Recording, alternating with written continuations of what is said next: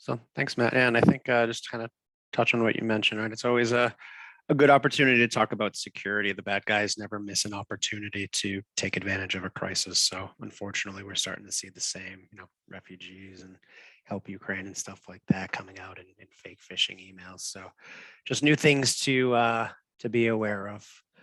For anyone that doesn't know, I'll just start by talking a little bit about Barracuda.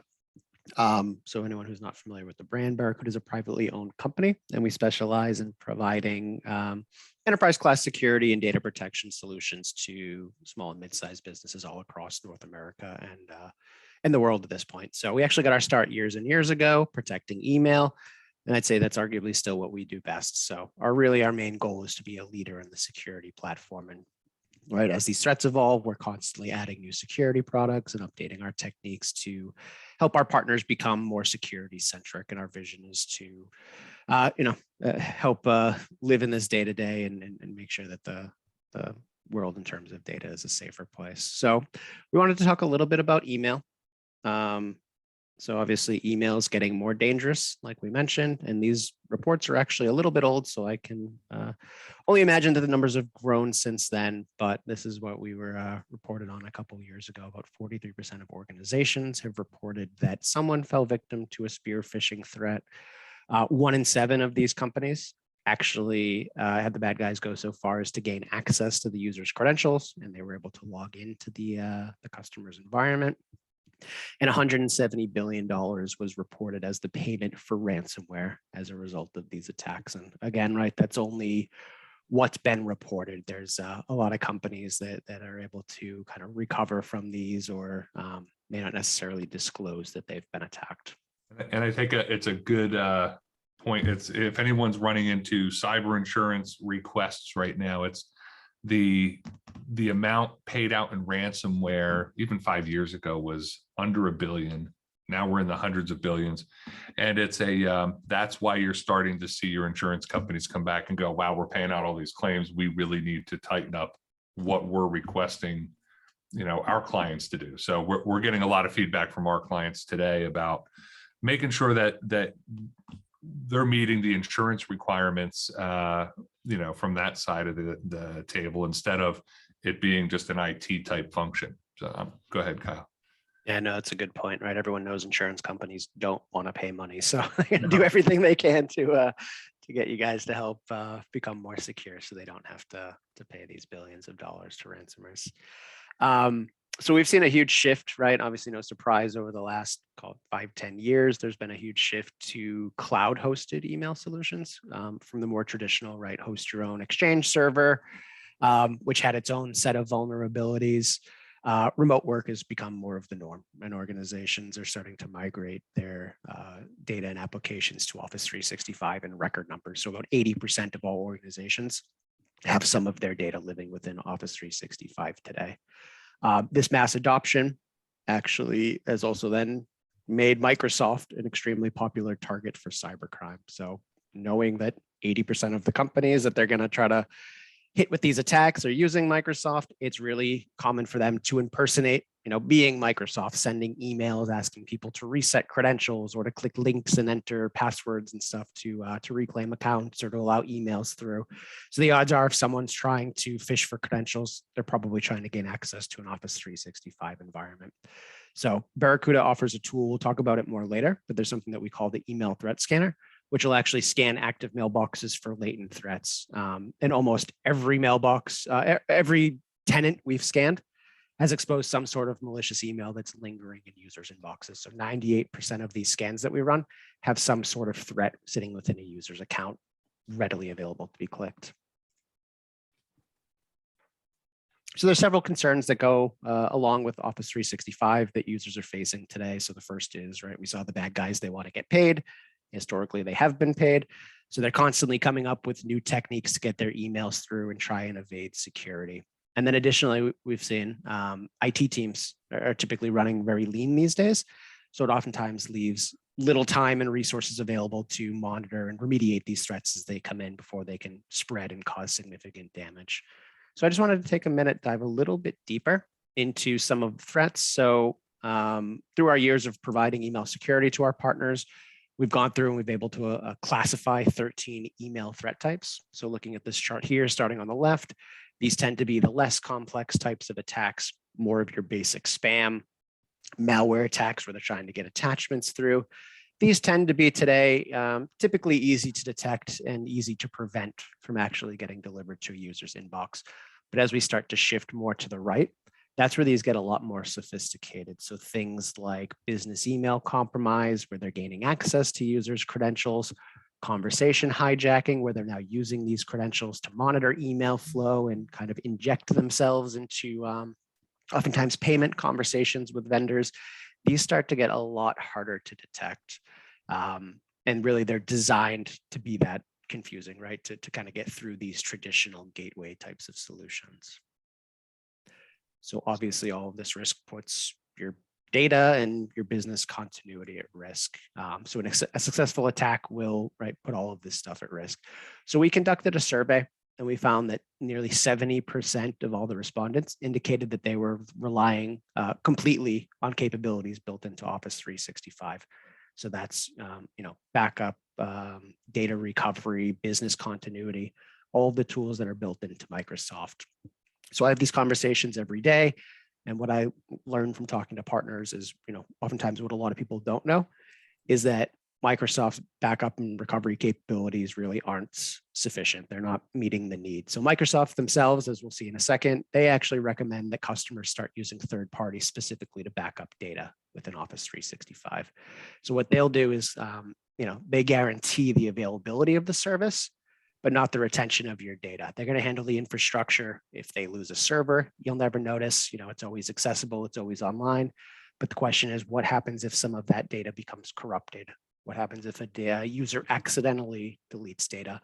What happens if the bad guys gain access to credentials and they start maliciously deleting data or deploying malware within an environment? So it's these kind of things where you guys need a third party to be able to back up and recover from an individual data perspective. So like I mentioned, we actually grabbed this snippet directly from 6B of Microsoft's service agreement, where they regularly recommend that customers regularly back up content and data that you store by using third parties, apps and services. So Barracuda fits this need as well. So we tried to create our cloud-to-cloud backup solution to fill the gaps that have been left by the Office 365 tools. So our goal here is to back up Exchange, OneDrive, SharePoint, Teams for the purpose of this data being able to be quickly restored granularly from our cloud right back into the tenant. So if somebody does happen to accidentally delete a file, it's outside of that 30-day retention, no worries. We can easily write it back into their account through the Barracuda solution. And we offer this with unlimited storage, unlimited retention, meaning you don't have to balance storage space. I know there's users out there that no matter how many times you tell them, they just refuse to delete emails, and they need that thing from 10 years ago. It doesn't matter. You guys don't have to worry about filling up any kind of quota or anything like that within this solution. So we mentioned a little bit earlier, we've actually found statistically, and not even just North America, but worldwide, that there's an understaff of a lot of internal IT teams today. So as if these threats that we've been talking about and the severity of them growing isn't enough, now there's a lack of IT resources available to go ahead and dedicate to these problems specifically, which I'm sure you guys have all seen in one way or another with your internal IT staff. There's about, what we've last saw reported, about 4 million openings for security roles globally. So by having these understaffed IT teams, it makes it difficult to improve security awareness training, right? People have day jobs. They can't spend a week, a month creating content and training users and trying to get them to be careful of what they click on. Plus, it makes it difficult to go ahead and proactively identify threats, respond to these threats, and it just makes it very difficult to kind of stay current on the threat landscape. So Barracuda's goal was to go ahead and help organizations of all sizes by helping secure their Office 365 applications. So there's kind of 3 ways that we go about this. So prevention. So think of this like Barracuda's email gateway defense combined with our API-based inbox protection. These are tools we can put in place that leverage our threat intelligence network. So we capture data from all of our 200,000 customers. We use all of that data to build definitions and heuristics. And the idea is we want to use trends that we see in the actual landscape to be able to stop harmful emails from ever reaching a user's inbox. So that's kind of the prevention side of things. We do use artificial intelligence with some of our tools to analyze behavioral anomalies. So the goal there is to be able to detect if somebody maybe has given their credentials away and there's account takeover. So we want to be able to detect that kind of stuff in real time before the bad guys have any kind of time to go through and follow through with their attack. So we do that by providing threat hunting tools to go ahead and uncover and prioritize threats that might have actually reached a user's inbox. And then there's response. So detection is great, but what do we do once we detect these threats? So we developed some automatic post-delivery remediation tools that go ahead and they quickly identify and they remove any kind of suspicious messages directly from users' inboxes. So if there is something that happened to hit a user's inbox that we now recognize as bad, it doesn't give the user the opportunity to click on links, download attachments, forward it to their friends. We'll go ahead and we'll automatically clean those out retroactively. So it reduces the spread of any potential threat.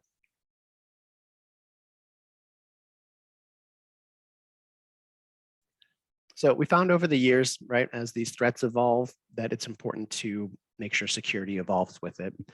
So it's not enough now today to just have a gateway level defense. While a gateway is still critical in the defense posture, there's threats that tend to go beyond those. So when we think about that graph earlier, gateway is great for those left-hand side, the less complex attacks. But as we get more into the social engineering based attacks, that's where it's important to have additional layers of security to detect those. So when I think gateway, I think really great at keeping out spam attacks, basic phishing attacks. They do a great job at preventing malware, right? Where there's sandboxing, where the system will open up any unknown attachments before it actually reaches the user's inbox. But when I think about beyond the gateway, I usually last questions, what happens if the bad guys just registered a new email address, right? It's not on anybody's block list. What happens if they aren't sending malicious links? So they aren't attaching emails. It's this kind of stuff that's designed to get through and make a gateway think that the message is legitimate. So that's where something like an API-based approach or artificial intelligence comes into play, where it's able to use historical email within your own environment to determine, what's an anomaly and what's a normal email. So something like this, where it's not dependent on Barracuda as the vendor, having a list of known bad IP addresses, known bad email addresses, but it's the API-based inbox defense that's able to kind of create an identity graph within your own environment based on your own historical email. So the solution here builds that identity graph on each individual within the organization. So it looks through 12 months of historical email and it's able to build that identity graph. It's looking at how do people sign their emails? Where do they send their emails from, right? It may be IP addresses, not known bad IP addresses, but not an IP that user usually sends from. Same thing, who do they send emails to? What type of language do they use within their messages? So it's very good at detecting when someone is pretending to be a user, right? So for example, someone's pretending to be the CEO, their name spoofing the CEO. I see it all the time. They send an email to HR, sign it as the CEO. Maybe it's not the typical executive signature, but they're going to say, hey, I just got a new bank account. Can you update my direct deposit? Really common type of attack. And it's kind of preying on the trust of the recipient, right? Oh, I don't want to say no to the big boss. It looks enough, his name's in the from, without ever actually clicking on the email address. And people go ahead and follow through with these attacks all the time. And unfortunately, this is part of that 170 billion that goes out to the bad guys as parts of these attacks.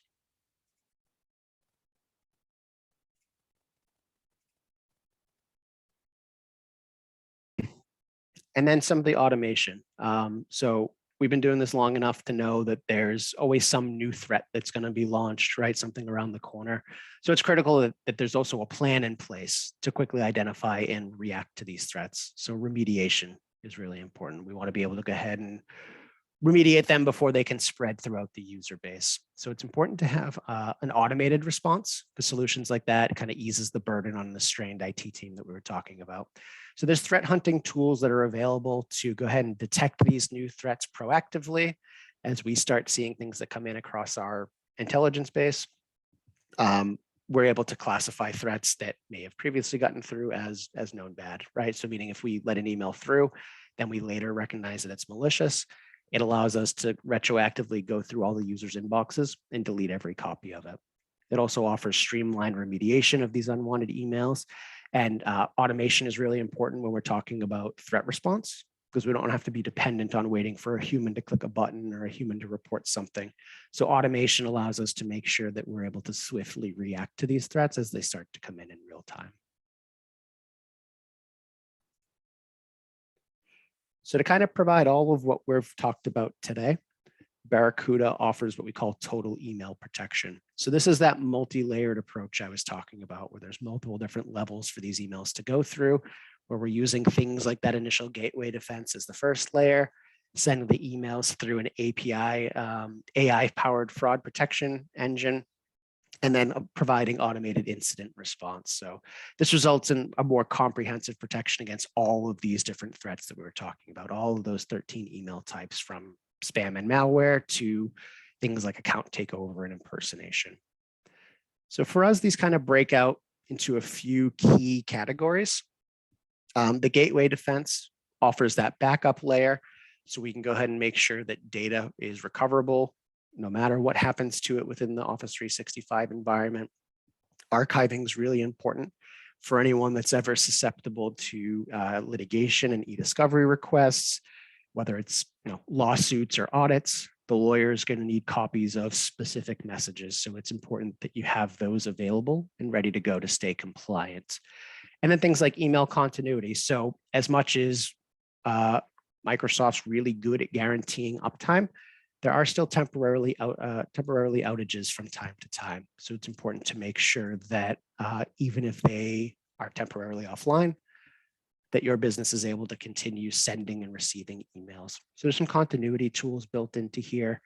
Again, compliance is really important when it comes down to protecting sent emails. So whether it's encryption, where there's certain sensitive data, for example, patient information, social security numbers, credit card numbers, where there may be a reason to send that, but you don't want to send it plain text. Or if there's any kind of DLP, data leak prevention requirements, where there's just absolutely certain data that users can never email about. It's important to make sure that that stuff is secure or prevented. And then obviously the security is what we've been talking about, to try to prevent these threats from ever getting into somebody's mailbox. I just had a quick aside in here. The archiving piece, if it has been invaluable for us over the years. What's really a nice benefit from it is the ability that even people who leave the company, and you have hundreds of email addresses, and maybe you only have 30 employees, but over time, through attrition, some people have left. What's nice is 5-10 years out, all of a sudden a lawsuit crops up from somewhere, and we're able to, they don't ever delete anything out of the Barracuda archive. So you're able to, you get a judge's request to go pull all emails regarding a particular topic. Even for people who no longer exist at the organization, it's going to bring those emails back as well.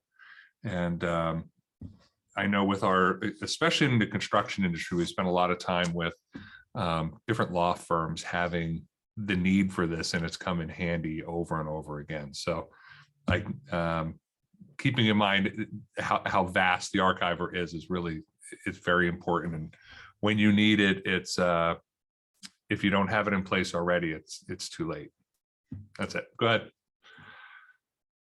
Cool. Thanks, Matt. Yeah, that's really good. And then when we start talking about cyber insurance and things like that, there's requirements around immutability within the archiving tool. So making sure that nobody can start, deleting things and covering tracks, and making sure that everything is in its original format, which is a requirement for the lawyers. So yeah, definitely important to make sure you guys are covered on that side.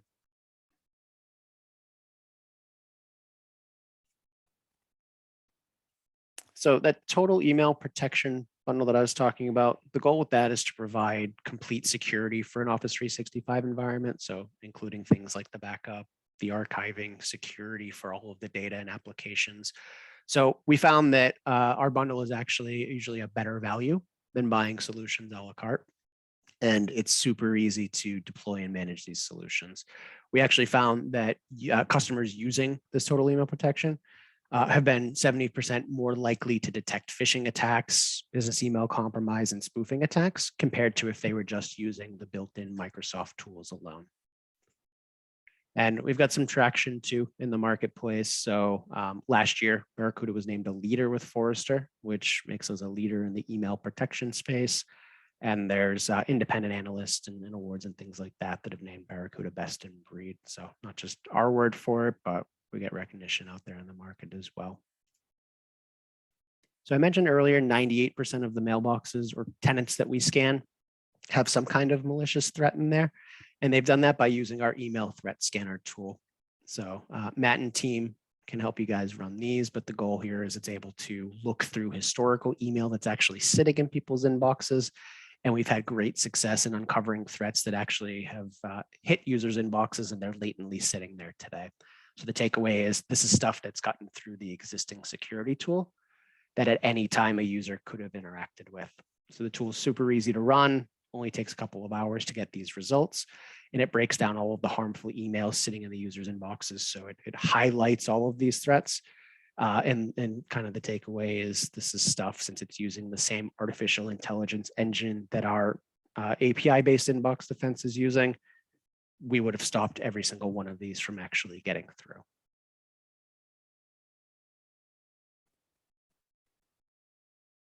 Had to unmute there. Yeah, no. So, and just to repeat what you had just said, if there's anybody that would like to have a email threat scan done, a lot of times we get asked what's involved in a security consultation, and this one's really straightforward. If you don't have Office 365, the threat scanner is not built for that, but there are other security tools and options we have to help scan your environment as well. And we open it up to 5 people on any call. We always try to make sure that if you're taking the time to attend one of our webinars, that we're able to give some value on the back end. And if you're interested, just reach out. The email address is right on the screen. Matt, Matt and Kyle, thank you very much. We do have a question here. How does this compare to Microsoft Defender? Yeah, that's a good question. So I think it's when we start talking about the whole portfolio, right? That whole total email protection bundle. Microsoft Defender kind of stops at that gateway level where it's good at checking for attachments, good at stopping known entities, but it doesn't have that AI powered capability. So kind of more towards the left-hand side of that graph that we looked at earlier versus being able to stop those more sophisticated spear phishing types of threats. And then we add in things like the archiver and the backup, and there's just a ton of value there into things that Microsoft's built-in tools wouldn't be able to offer. Does Microsoft offer an AI function as well, or is that unique to Barracuda? Yeah, that would be, I don't believe they offer any kind of artificial intelligence. Yeah, we were one of the first out there with that, and we've been doing that for 5+ years. Excellent.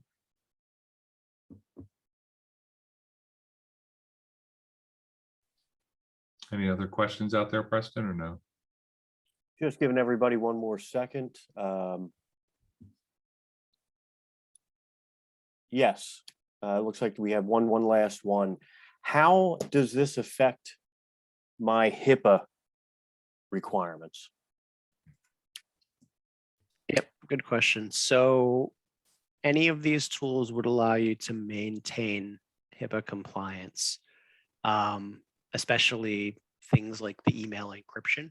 We see is very important if there's ever any reason for you to be sending patient information out, like we see patient records or some kind of documentation that may include like social security numbers on forms, things like that. Important to make sure that stuff is secure. And then the archiving piece is really important when we start talking about HIPAA compliance, where there is the opportunity that there may be audits or lawsuits.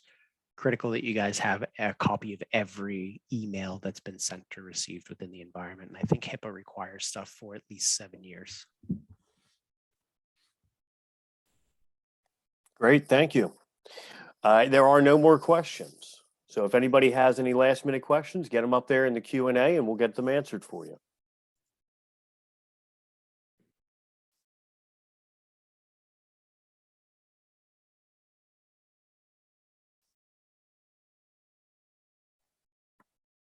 All right, everybody. Well, thank you very much for joining us today. We hope that you learned something.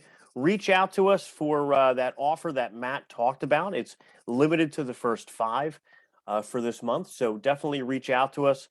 You can give us a call, shoot us an email at sales@zoginc.com, whatever's easier for you. Thank you, everybody. Thanks, everybody. Enjoy the rest of your day. Thanks, guys.